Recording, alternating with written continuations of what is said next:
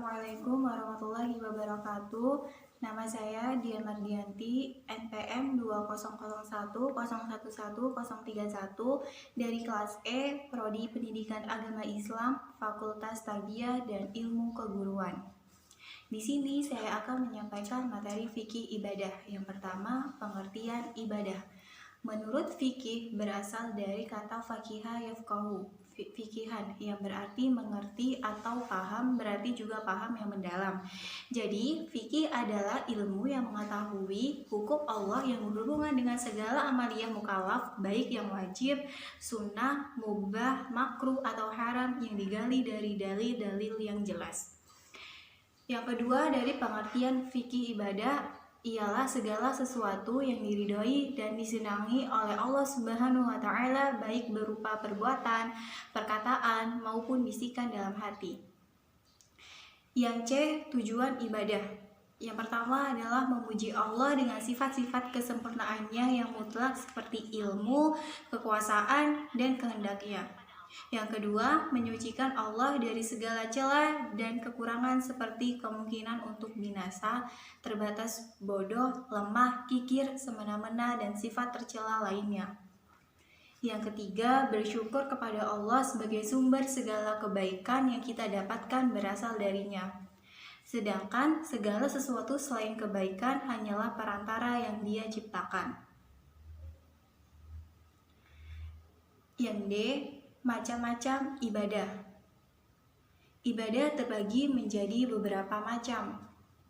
Yang pertama, bersifat makrifat. Yang kedua, ucapan-ucapan tertentu untuk Allah seperti takbir, tahlil, tahmid, dan puji-pujian lainnya. Yang ketiga, perbuatan-perbuatan tertentu untuk Allah seperti haji, umroh, ruku, sujud, puasa, tawaf, dan i'tikaf. Yang keempat, ibadah-ibadah yang lebih mengutamakan Allah walaupun terdapat pula pada hamba haknya, seperti sholat fardu, sholat sunnah. Yang kelima yaitu ibadah yang mencakup kedua hak, tetapi hak hamba lebih berat seperti zakat, kafarat, dan menutup aurat.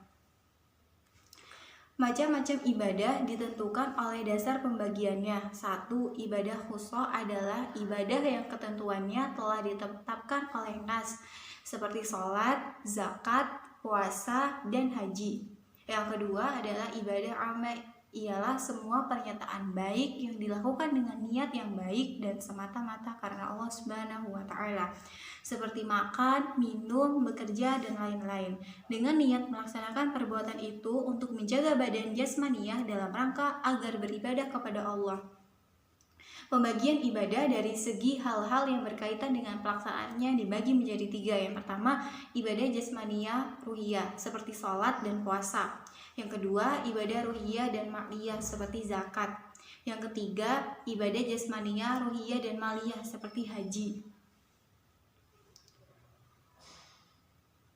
Yang E adalah prinsip-prinsip ibadah. Yang pertama yaitu niat lillahi ta'ala. Yang kedua, ikhlas. Yang ketiga, tidak menggunakan wasilah atau perantara. Yang keempat, dilakukan sesuai dengan tuntunan Al-Quran dan As-Sunnah.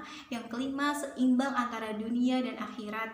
Yang keenam, tidak berlebih-lebihan, terdapat dalam Quran Surat Al-A'raf ayat 31.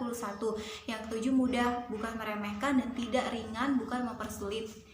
Selanjutnya itu F, ruang lingkup ibadah. Yang pertama, ibadah umum, artinya ibadah yang mencakup segala aspek kehidupan dalam rangka mencari keridhaan Allah Subhanahu wa taala. Yang kedua, ibadah khusus, artinya ibadah yang macam dan pelaksanaannya ditentukan dalam syarat atau ditentukan oleh Allah dan Nabi Muhammad SAW. Ibadah khusus ini bersifat mutlak. Manusia tinggal melaksanakan sesuai dengan peraturan dan tuntunan yang ada, tidak boleh mengubah, menambah, dan mengurangi seperti tuntunan sholat, puasa, zakat, dan lain-lain. Yang selanjutnya yaitu syarat diterimanya ibadah. Yang pertama, ikhlas karena Allah. Yang kedua, mengikuti tuntunan Nabi Muhammad atau ittiba yang terdapat dalam Quran Surat Al-Kahfi ayat 110. Selanjutnya yaitu sumber hukum Islam. Sumber hukum Islam ada 2, yaitu Al-Quran dan As-Sunnah. Materi selanjutnya yaitu taharoh. Taharoh menjadi faktor kunci dalam mendapatkan kehusyukan sholat dan ibadah lainnya, seperti dalam Quran Surat Al-Ma'idah ayat 6. Macam-macam taharoh. Yang pertama adalah taharoh maknawiyah atau taharoh kalbu, adalah bersuci dari syirik dan maksiat dengan cara bertauhid dan melakukan kegiatan amal. Yang kedua, taharoh hisiyah. Taharoh badan atau jasmani adalah mensucikan bagian tubuh dari hadas, baik hadas kecil ataupun hadas besar. Sekian dari saya akhiri. Wassalamualaikum warahmatullahi wabarakatuh.